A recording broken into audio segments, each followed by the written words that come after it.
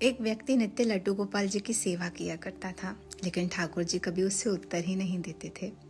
किसी व्यक्ति ने उससे कहा कि तू अमुक देवी देवताओं की पूजा करना शुरू कर, तुझे उत्तर मिलना आरंभ हो जाएंगे। तो वो अन्य देवी देवताओं की विग्रह लाया और उनकी पूजा करना आरंभ कर दी और लड्डू गोपाल पे क्रोध कर मंदिर के ऊपर के कपाट में उन्हें रख दिया।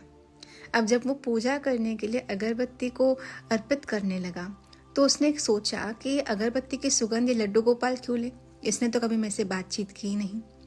तो उसने सोचा कि मैं एक कपड़े से इनका मुख बांध लेता हूँ, ये क्यों सुगंध ले मेरे अगरबत्ती की। तो जैसे ही उसने एक कपड़ा लेकर ठाकुर जी का मुख बांधने का प्रयास किया, ठाकुर जी ने उसका हाथ पकड़ लिया और ठाकुर जी प्रकट हो गए।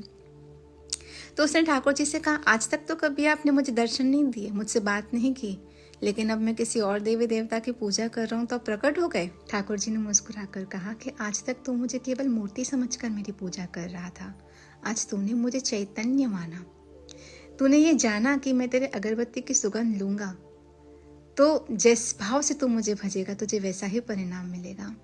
भगवत गीता में कृष्ण ने कहा है, ये यथाम माम प्रपद्यन्ते ताम तथैव भजामि हम ठाकुर जी को जड़ मानेंगे तो ठाकुर जी हमारे सामने कभी लीलाएं नहीं करेंगे, लेकिन अगर हम ठाकुर जी को चैतन्य मानेंगे तो ठाकुर जी भी हमारे सामने चैतन्य स्वरूप धारण कर लीलाएं करेंगे।